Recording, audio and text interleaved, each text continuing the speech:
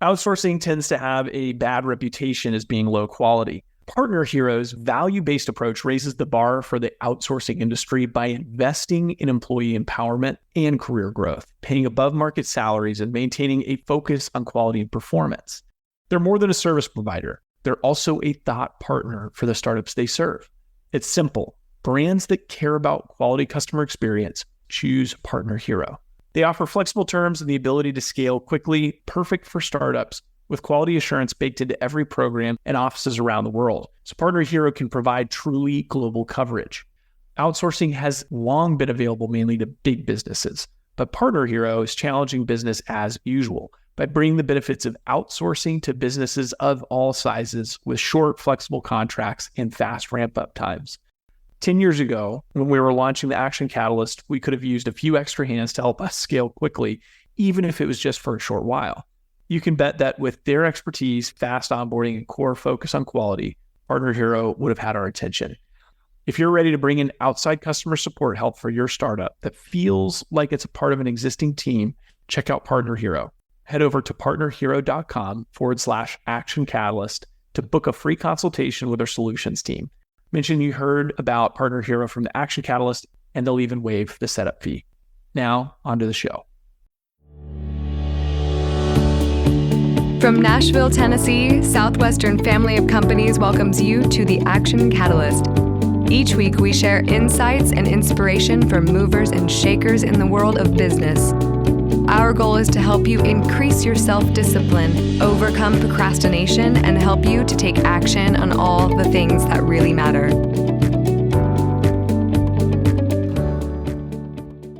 Doing the little things right. That is what we are talking about today. Do you do the little things right?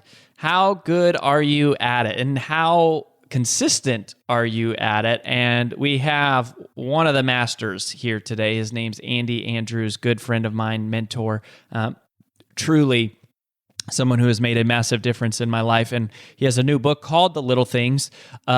I do want to let you know there's a couple little tiny scratches that we couldn't edit out, just a little like electronic scratches in the interview, but it's not very bad. It's actually a really high quality recording, but just want to let you know and apologize in advance. Very rare, and we had some challenges connecting with Andy, and when we finally got connected, it was mostly smooth. But anyways, so hopefully you'll forgive us for just a few little scratches, but it really isn't bad. You hopefully barely even notice. But wanted to let you know that. The other thing is I want to start inviting you to tweet to our guests, and Andy's Twitter handle is @AndyAndrews, just so that they can hear from you and let them know that you appreciate them and what you learned from them, and also so that I can see. And so if you'll use #ACP, then I can get to meet you, because a lot of times I don't have any idea who is listening to the show, but if you tweet and you use that hashtag, then I will start seeing it, which will be really, really fabulous. So use the #ACP and I'll start following that. But it is a powerful show about doing the small things. After we hear from Andy, I will, of course, come back, share with you what I took away from the interview and from his newest work, and then also a little bit of a challenging call for some things that I think will help you increase your income and directly enhance your ability to lead and influence and make more money. So you don't want to miss that at the end. It's another great show. Thank you so much for being here. We'll get started just after this. This episode is sponsored by Southwestern Coaching. Southwestern Coaching has helped over 11,000 people increase their incomes by over 25% on average. As a successful salesperson, you know the importance of increasing your sales, but sometimes you might just need a little extra push and accountability to meet your goals and grow your business. Southwestern Coaching will help you increase your income through one-on-one sales and leadership coaching tailored specifically to your needs. Together, we will elevate sales. To schedule your free one-on-one business action planning session with a Southwestern coach, go to www.southwesternconsulting.com/action catalyst. The man that you're about to hear from is very near and dear to my heart, not only because I am a friend and, first a fan of him, but if it were not for Andy Andrews and for his business partner, Robert, I may not be here right now. I may not be doing what I am doing. They have been personal mentors to me and were really the pivotal point in a story that is longer than we have time for here. But so these guys, I love these guys. Like I said, I'm a fan first and just a friend. And Andy has written two of my all-time favorite books, The Traveler's Gift and The Noticer. He is a multi-New York Times best-selling author. And he's one of the best speakers in the world. I lose speaking engagements to him regularly. Oh gosh, that's not true. But he's spoken for 4 of the U.S. Presidents, and it's been 4 years since Andy has had a book come out, and he has a new book that is just coming out. It's called The Little Things, Why You Really Should Sweat the Small Stuff. So, Andy, welcome to the show. Thank you, buddy. I am so honored to be here with you. You're very kind.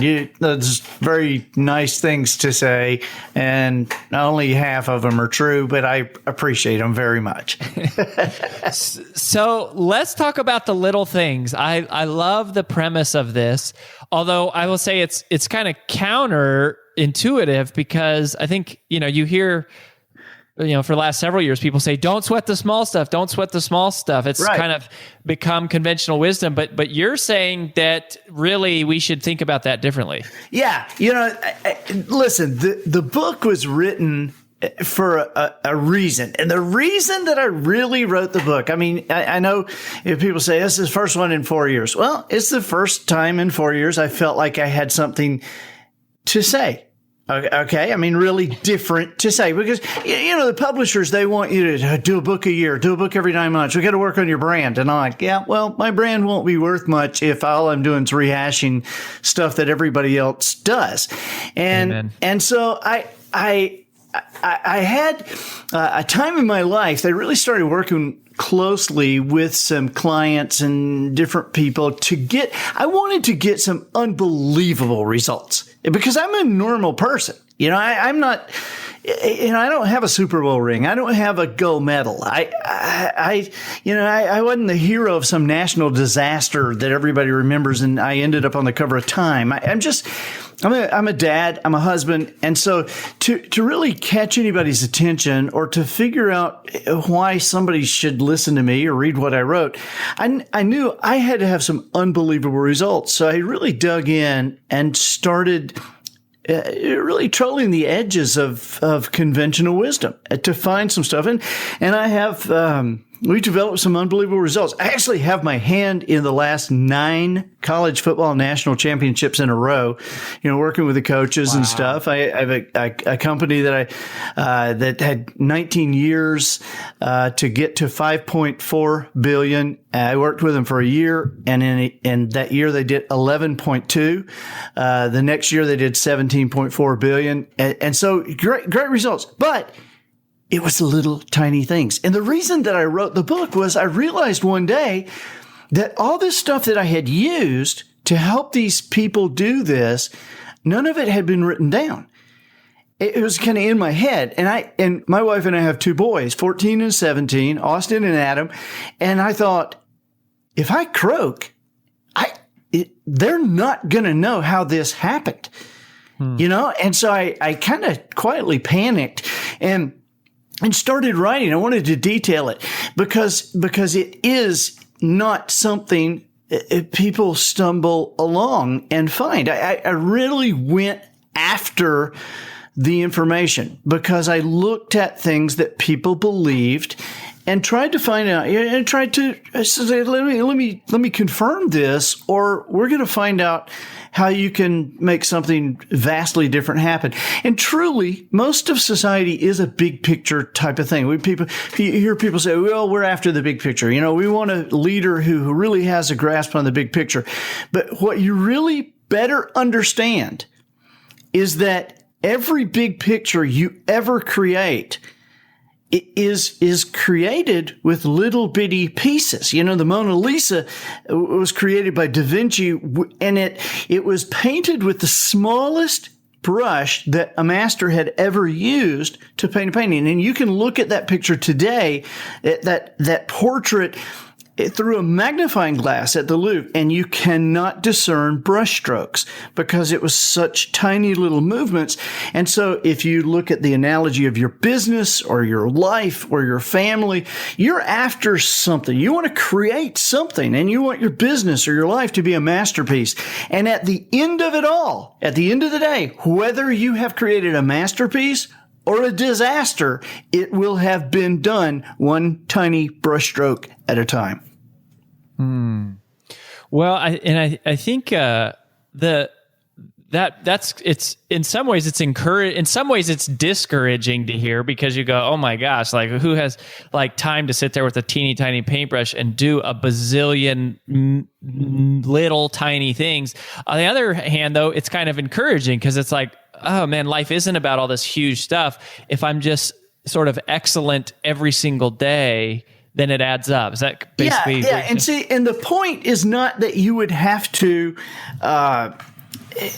necessarily dial into all of those things. The point is, you are doing those things anyway. To one degree or another, it is the little things that are affecting the big picture in your life. I'll give you a for instance. Let's say that you have a child that and that child wants to be let's say that child wants to be a senior vice president, a manager of a division of a major corporation by the age of 30. All right. And so this child kind of latches onto this idea at the age of 11, let's just say. It's just like, yeah, it's funny. Everybody, we ask, what do you want to be? I want to be a football player. I want to be a baseball player. But Billy always said he wanted to head a major corporation. It was very odd. And so, but we, because of this, we knew that there was a pathway that he could take. There's universities that have business schools, and there's better business schools, and you can get a degree and a doctorate in business. So anyway, Billy went through this process, and he, got his master's, and he became a and he was going up the corporate ladder. But Billy just never could get over the hump, and it was just really luck of the draw. There were other people that were, he was passed over, and they got. Now, see, that's the story on Billy. That's the story that everybody tells. But the truth about Billy is that his parents never really paid that much attention to manners. And all the way through the process as an adult, see, the parents, they were focused on raising a great kid, and Billy was a great kid. But there were some other parents who were focused on raising a kid who became a great adult. And that was a different pathway they took. And that included some little things that Billy's parents didn't pay attention to. Now, this is only one little, because in fact, I don't even get into that much in this book. It's mentioned, okay, but it's not even gotten into much. I'm just giving you an example that you can have all the degrees in the world. You can have all the answers in the world. But there are a few little things that if you skip those little things, they'll derail the whole project.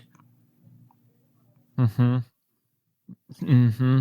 Yeah, definitely. Manners is a good one, right? It's like no matter how smart you are, if you can't get along with people, then that is going to impede at some point your ability to kind of advance. So what are some of the specific little things? Like I noticed, you mentioned this is a pretty powerful, that 9 of the last college football champions were connected in some way to your writing and your teaching. What are some examples of maybe some of the little things that you go, here's some of the things that champions like that do that most people don't do. Here's the things that they sweat that most people don't sweat. Okay, here's a great example, Rory, and that is, and this is not just in football, but in any part of life. If you look at football as a metaphor for life or for business or family, everybody competes. We all compete. And curiously, nobody thinks about this, but we all compete the same way.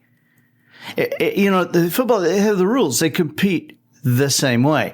And in insurance, if you go say, hey, I'm shopping insurance for this car, just tell me, the guy would tell you the history of the company, he'll tell you the price that they have for that particular car and the product that they're offering and the length of it and how they search. Then you go to another insurance guy and you tell him the same thing. If you listen closely, you'll realize he's saying the same thing the other guy said. It may be different terms. It may be a slightly different price, but it's the same thing because they're competing in the same way. There's not a football coach in America, from mini mites to the NFL, that at some point in the season doesn't say to his team, today I want everything you got. If you can give me everything from the snap to the whistle, all your heart, your emotion, your strength, just from the snap to the whistle. If you give me everything. Well, it sounds really good, but the coach on the other sideline just said the same thing. And while it is true that you have to be good from the snap to the whistle, whatever industry you're in, you have to be good at the fundamentals. Whatever you're competing in, you got to be good at the fundamentals.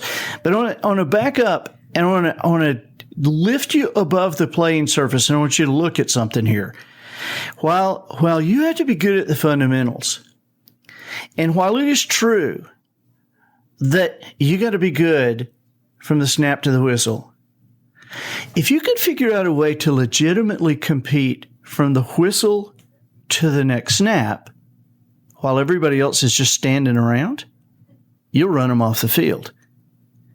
See, what I do with these little things, what you are able to do with these little things is to learn how to compete in a way that your competition doesn't know there's a game going on. We all know, like, for instance, here's a great for instance that football fans will love this, but we all know about momentum and shifts and how that the mental aspect of the game, and whether you think you can or whether you think you can't, either way you're right, and what you believe about the other team and what you believe about yourself, it has a bearing. Okay.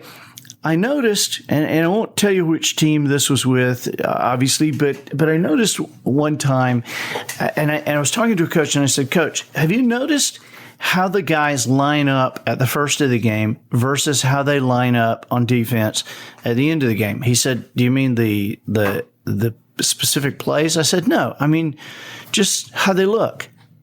He said, well, are they tireder at the end of the game? I said, well, everybody's tired at the end of the game. I said, but how do they look? He said, I don't know. I said, well, let me show you. I said, at the first of the game, everybody looks like this. And I kind of leaned in. I hung my arms down and wiggled my fingers like I just can't wait to run across there and just hit you. Right?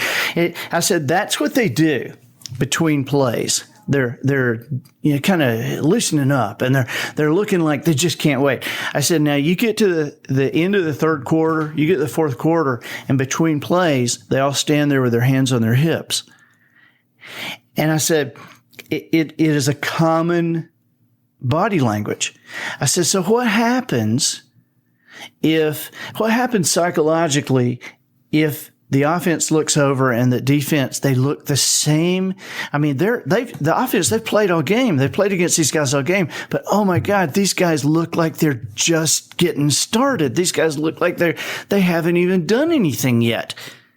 I mean, what does it wear? And so there's all these little bitty tiny things. I don't care what you're doing. I don't care what you're in. I don't care what business you're in. I don't care where you are. Little bitty things make massive differences. And so when you talk about compete in a way that your competition doesn't know there's a game going on, right? Is that you're saying that's like it's you're competing on the in-between plays, not just during the play, but the in-between plays. Right. It's to understand what really makes the difference. I worked for years going and speaking to big conferences of salespeople, and for years and years and years, and working with real estate people. And finally, I had a company. I got to work with a company for a year, and I worked with one as a national real estate company. I worked with one of their states right in the middle of their 49 brothers and sisters, right in the middle of all their competition, and worked with one of their states for a year, and they increased their sales 400%. It's the best I've ever done. I mean, I'm just not just throwing that number out there, but it's a little over 400% increase in their sales, and it's the best that I've ever done with anybody. And get this, Rory, I don't know anything about real estate. I don't really know anything about it. And so you would say, well, how is that even possible? Well, here's the thing. When you've got to find out, it's just like with a coach. It's like with a coach. Everybody's selling. Okay, coach, who are you selling to? And he said, what do you mean? Between the snap and the whistle, who are you selling to? You know, you're selling to the other guys, the other team. You're selling to the officials, right? You're selling to the officials. He said, well, am I? I said, yeah, you are. I mean, how many times have you heard them say they can call holding on any play they want to call it on? And if they like you, they're less likely to call it on you than if they don't like you. And so wouldn't it make sense to cultivate an atmosphere even before you ever show up at the stadium?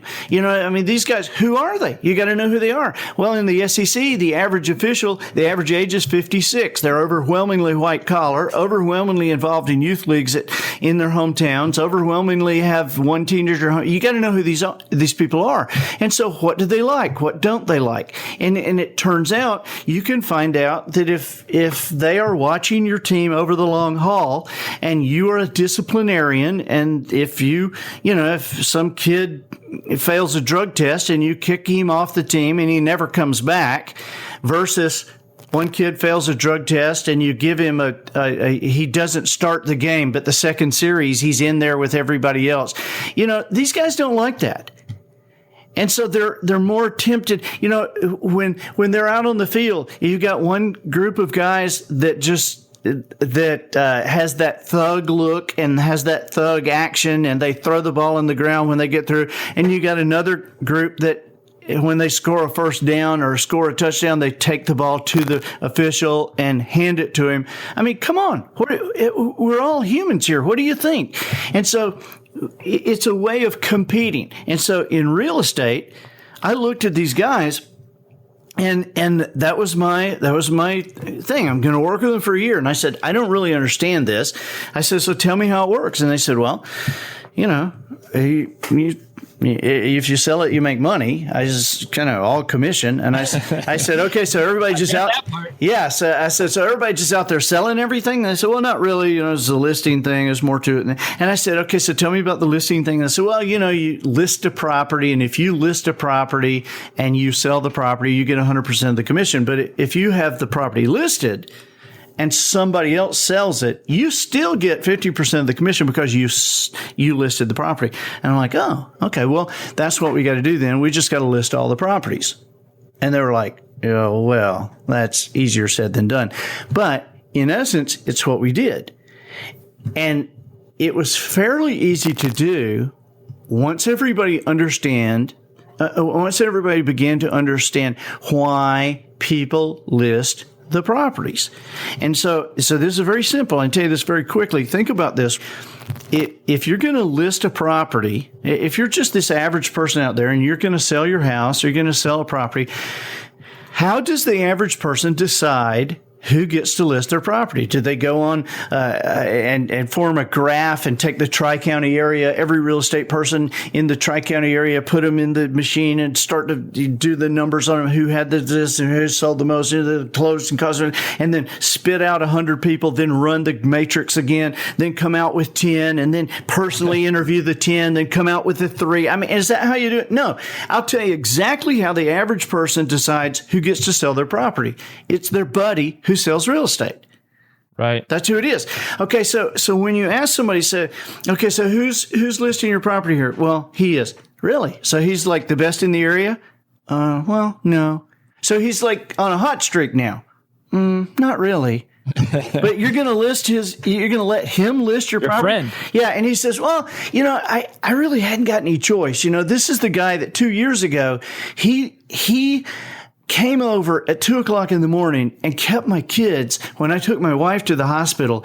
I mean, he took my kids to school the next day. He packed their lunch. I hadn't got any choice. I wouldn't dare let anybody else list my property. And I said, okay, so what you're saying to me is that in reality, a couple of years ago, at 2:00 in the morning, this guy was competing for your business in a way the other real estate people in the area didn't even know there was a game going on.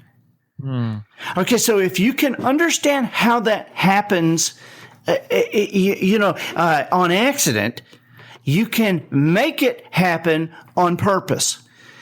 And you got to understand that no matter the industry, you are the product. How can you become valuable to other people? There are little bitty things that you can do every day that can make your business, that can make your life just absolutely blossom. And most people would not even think that it's part of what you would normally consider business. So, okay, you said if you can understand how that can happen on accident, then you can make it happen on purpose. And so part of this, when you talk about the little things, this is like the game, it's like the game outside the game. I mean, does it essentially always boil down to relationships with people? Like, is that where it, like you, in both those examples, you got the referee and you have, or it's just like interpersonal respect and your reputation? It boils down to this. It doesn't necessarily boil down to relationships, even though it turns out that way a lot of times. What it boils down to is value. Value. Mm-hmm. How valuable are you to this person? Because I could show you instance after instance after instance of somebody that they do business with a certain store or they do business with a certain thing, and yet they don't have any relationship there. It was something that was created value for their friend. It's like, I don't care. I know there's a Walmart. I know I can get it cheaper, but I go there straight. Let me tell you something. That lady that owns that store several years ago that my grandmother needed, and they did something for my grandmother. I will never forget that. And it don't matter to me that I can get it for 50 cents cheaper at Walmart. I will always go to that store because of what that lady did for my grandmother. See, there's no relationship there, but we're showing respect. We're showing gratitude. We're showing loyalty, and it is a value that you almost can't put a price tag on it. But it's the value. The value that you deliver for other people. Like even with the referee, it's like if you have a disciplined team on the field, then you're delivering value for them because they're not being obnoxious. They're not being cheap shots. Like they're playing the game the way the game was meant to be played. And that helps the official. Yeah. Think about this. Think about the official. The official, if you know who the officials are, if this guy think about this guy having a 14-year-old son at home, that he is dealing with this son on certain things. And this kid, likes this certain team. And is it a help for that dad who's the official if that team comports itself in a certain way? Or does it hurt that dad's efforts if that team comports itself in another way? And so, this dad can be out there and subconsciously be very grateful to this team for the examples this team is giving him to talk to his son about, or can be so aggravated that this team is winning. Here these guys are acting like bozos, and these guys are breaking the law, and these guys are doing stuff, and they're winning anyway. And now I know my 14-year-old is going to kind of throw that in my face next week. And you can just see it, man. Mm-hmm. So it's kind of like, and so some of that is a value that you deliver directly for other people, like coming back to the realtor example. But some of it is just value you contribute to the world by living right, being integritous, doing things the right way. Yeah, little bitty things. It's like, think about this. Here's a different, just going a totally different direction, but still kind of in a sports thing. Michael Phelps is a big deal because he won 8 gold medals. 7 had been done before. Mark Spitz won 7, but Michael Phelps won 8. And one of the 8, you could say the eighth one. One of them was a gold medal. He won a gold medal by 1/100th of a second. 1/100. Now, I want you to think about this. Talk about a little thing. 1/100th of a second is faster than a blink of an eye. It's faster than a hummingbird can flap its wings one time. 100th of a second is faster than a bolt of lightning. But people think of 1/100th of a second as something that is tacked on to the end, or something that is put at the beginning, or something that is in a particular race or in a particular. But here's the thing. Where did that 1/100th of a second, where did it come from? You could make the case that 1/100th of a second came from one more sip of coffee that morning, 3 hours before the race. That 1/100th of a second came from 5 more minutes of a nap 2 days before. You could make the case that it came from the addition of a thought while he's standing there about to leap into the water. You could make the case that it came from the deletion. You could make the case that 1/100th of a second came from the absence of a negative thought during the race. Because, scientists are on the verge of proving that thought has mass. And so you could make the case that the absence of a negative thought, just one little, right in the middle of a stroke, could take 1/100th of a second off that. You could argue that. And so little things, and that particular race, as soon as the race was over, Speedo gave him a check for $1 million. He gave it to charity, but I'm just saying, you could make the argument that 1/100th of a second was worth $1 million. Mm-hmm.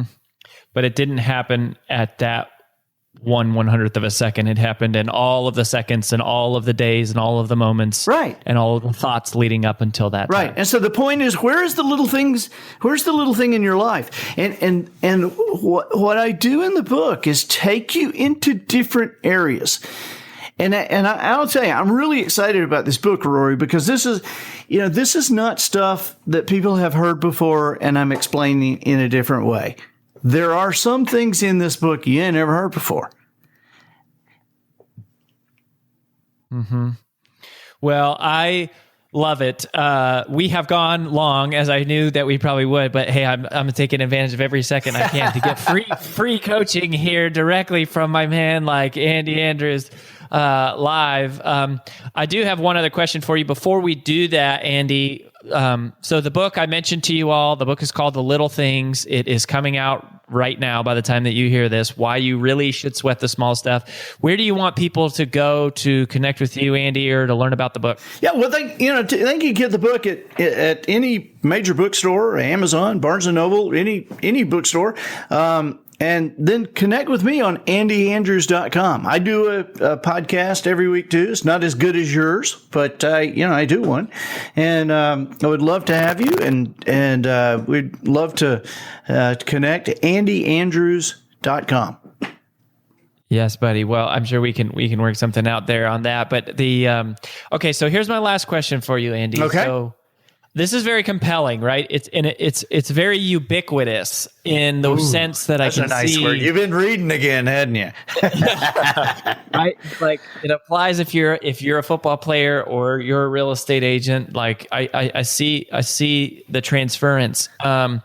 So my question is, if somebody is out there right now and they're listening to what you're saying and they go, crap, it is about the little things. I'm not doing any of the little things right. If somebody held up a magnifying glass to my life and they saw all the little things I was doing, they would know that I'm not doing them right. What would you say to that person? You can change this in a heartbeat. I can't remember which chapter it is, but there is a chapter on change that you've never read anything like it before. I was asked to speak about change for years and years and years and years. And I went in and I said the same things that we have all heard over and over again. And yet every time I'd be asked back, they'd ask me to talk about change again. We're going through some changes. Well, we got some changes coming down. Well, things aren't like they were. And over and over again. And I realized, man, we're just evidently not very good at this. and so I really got into it, and I discovered something very odd about change and about what we believe about change and how change really happens and how quickly it can happen. And I'm going to tell you something. If you're looking at yourself right now and you're thinking, man, I'm having a hard time, the thing I want you to know now is that I don't care what you have believed about yourself in the past. You could take a blind person to an elephant and say, tell me what this animal is like and tell me how it can be used. And after 10 minutes, a blind person might say, well, an elephant is very tall. It's very wide. It's flat. It could be used as a barrier. It could be used as a wall. Well, that's true. It's not the truth. Until you got to the bottom line about an elephant, until you knew everything about an elephant, you couldn't possibly know the truth about an elephant, and you couldn't possibly figure out all the ways an elephant could be used. Well, the same is true about you. The things that you may have decided about you, the things that others may have decided about you, they may be true, but I'm telling you, they are not the truth. People believe perspective is how you think. It's how you think about a certain situation. The glass is half full, or you can think the glass is half empty. That's your perspective on the glass. Well, that's true. But the glass is what the glass is. It is what it is. The perspective is how you choose to think about what it is. And how you choose to think about what that glass is spins your life in one direction with opportunities, with people who want to be around you, or it spins your life into another direction with people who would rather not be around you. And, there's not a lot of value there, and you just can't seem kind of sad. And so you don't get a lot of opportunities because there's not a lot of people. Hey, listen, but the glass is what the glass is. And the perspective is what you choose to think. Your perspective about yourself is about to change, but you have to dig in and you have to see some little things that other people have not yet seen. My friends, The Little Things Make the Difference. That's the book, The Little Things. You can go find that anywhere or head to andyandrews.com. My friend, thank you for the constant source of inspiration that you have been, not only for me, but for millions of people over the years. And we feel honored to just have a chance to learn from you, and so grateful for everything you bring to the world. Well, I wish you all the best. Thank you. It's all about the little things. Kind of a fresh perspective on that, because you have probably heard of the book, Don't Sweat the Small Stuff. And I think there's great messages to both here. I don't think they're actually really contradictory at all. But what Andy is talking about here is, doing the things that you should be doing that you don't want to do, doing the things that other people aren't willing to do, doing the things when nobody is around, which is really what we're always talking about. So I want to go through with the mental highlighter and share with you, these were the things that I took about. So first of all, this was so powerful to me when he said, learn to play the game that your competition doesn't even know is going on. Learn to play the game that your competition doesn't even know is going on. By the way, what I want to encourage us to do is do some shout outs and let our guests know that we are following them. And so if you're on Twitter, put some of these tweets out there so that Andy knows you're listening. And I want to know too. That's kind of how I can see who is listening, is if you're tweeting about things that you hear. And his Twitter handle is @AndyAndrews, so it's an easy one. But I thought that was such a great line. Learn to play the game that your competition doesn't even know is going on. The other thing that I loved that Andy talked about was playing the game that happens in between plays. Playing the game that's happening in between plays, right? I think about that applies to so many things. It's kind of like, if you're in sales, there's certainly what happens when you're on a sales call or you're in a sales presentation, but the real game is the mental game that happens between one call and the next call. I mean, if you're working out, okay, like, if you're training for a marathon or whatever, or you're training for a fitness competition or just trying to lose weight, yeah, there's a game that's being played when you're in the gym and it's hitting it hard when you're there, but there's a whole nother game that's happening in between, which is what are you eating? What are you drinking? How are you sleeping? What are all the things that are happening in between the plays? And I think that's just such a powerful idea that we always think about how do we perform when it's game time? How do we perform when it's showtime? But there is this whole game that is played in between the plays. And I don't think that I've been conscious enough about that. And I don't think that's been a salient enough focus for me. And so I think that was really, really huge. At one point too, he talked about ultimately it comes down to the value you deliver to other people. And I love that. In fact, I just finished reading a book by Bob Berg, who we've had on the show, called The Go-Giver. It's actually one of his older books. It's by him and John David Mann, and John David Mann is an old friend of mine as well. And it's one of my favorite books of all time. I mean, it is so good. And I'm just reading it. I just finished it for the first time. And at these high levels of abundance and prosperity, you see this philosophy with people that it's about all the value you deliver to other people, and that your income is a reflection of what you do for other people. Your achievements are a reflection of the value you provide to others. And we think about income as like, okay, accomplishing more for myself or growing or doing things that advance me. And certainly there's some things like in the space of personal development where that applies, right? You're sort of growing yourself, but really it's about the value you bring to other people. And it's like income has no choice but to be a reflection of that. And Andy was talking about that here with the story about the referee and whatnot. And I think what was fascinating to me was realizing how indirectly we sometimes provide value to people, right? Like carrying ourselves like professionals while we're on the field helps that referee go home and be a better dad and be a better father. And we may not know that. Right? It's not like we go, oh, well, I'm here to help this referee be a better father. That never occurs to us, right? We're not even thinking about that. We're just thinking about playing the game. But by being excellent, by doing things right, by living with integrity, by living well, we inherently are providing value to other people, and by being generous and being focused on service. And I think those are really, really cool. And then at the end, when Andy started talking about perspective and, do you see the glass half full or half empty? It doesn't change what the state is of the glass. It's all about your choice. And we've talked about that before here on the show, that the definition for attitude that we offer is attitude is the way you choose to see things. The way you choose to see things.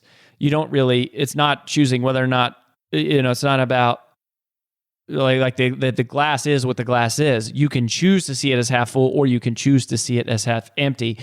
And that perspective makes all the difference. In fact, it reminds me of a very old story. I don't even know if this is a Mort Utley original, which is where I heard it from, but there's a man named Mort Utley, who was a legendary speaker in the National Speakers Association and in the Hall of Fame. And I actually got to meet his wife once when I was younger. And he was a legend and used to speak at sales school for Southwestern. And he used to tell this story about these two twin boys. And he was said that, this couple had these two twin boys, and they were twins, but they were completely opposite. One of them was an eternal optimist, and he always saw the bright side of things and was always sort of positive and uplifting. And then the other one was always negative. He was like this never-ending pessimist, just always saw the bad side of things. And so they took him to this therapist, and the therapist said, "Okay, well, I have an idea. Let's run an experiment."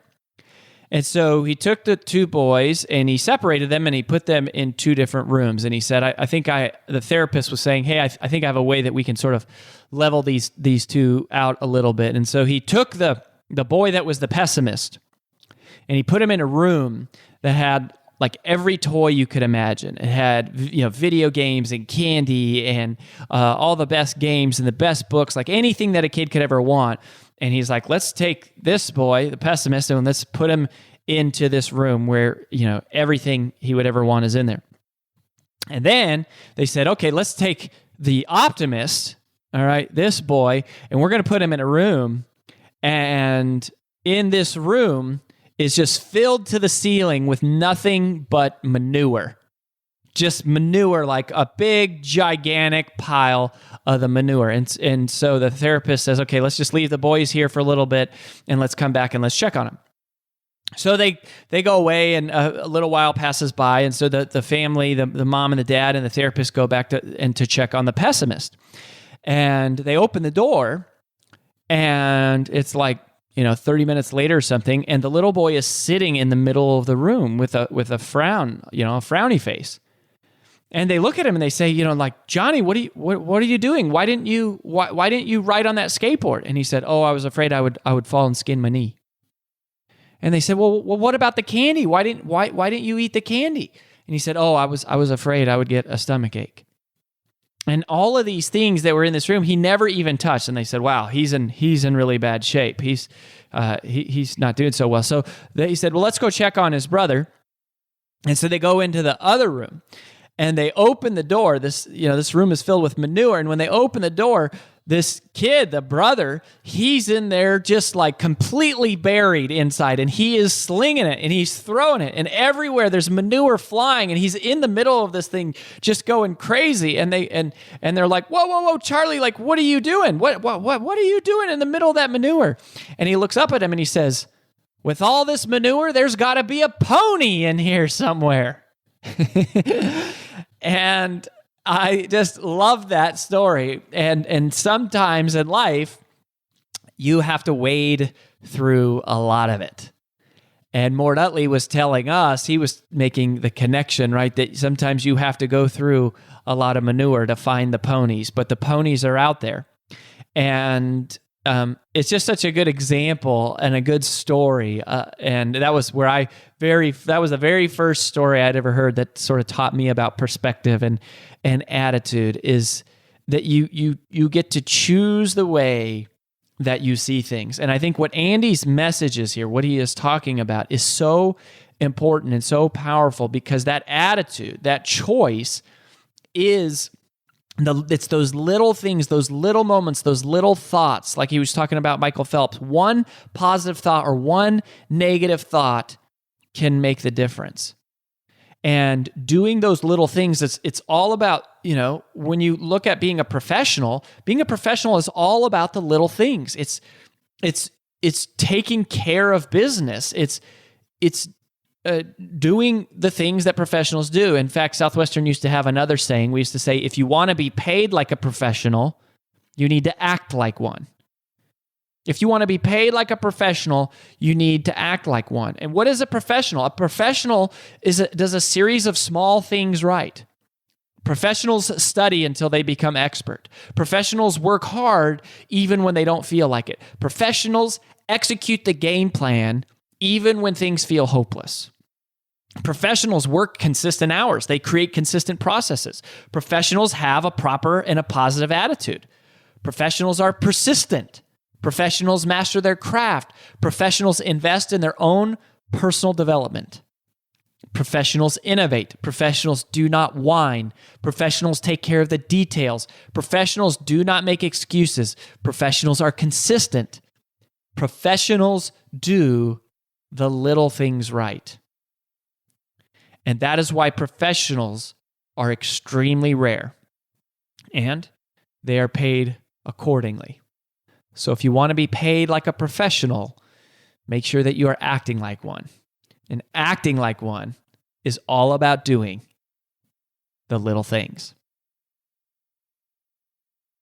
Well, that about wraps up the Action Catalyst podcast for this week. If you haven't yet, please log in to whatever your favorite medium is to listen to the show and both rate this podcast and leave a comment, as that helps new prospective listeners determine if the show's really a good fit for them.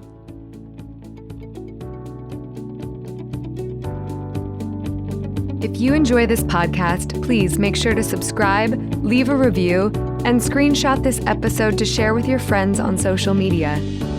Make sure to follow us on Facebook and Instagram at Action Catalyst, and subscribe to our video podcast on YouTube. Thanks for listening.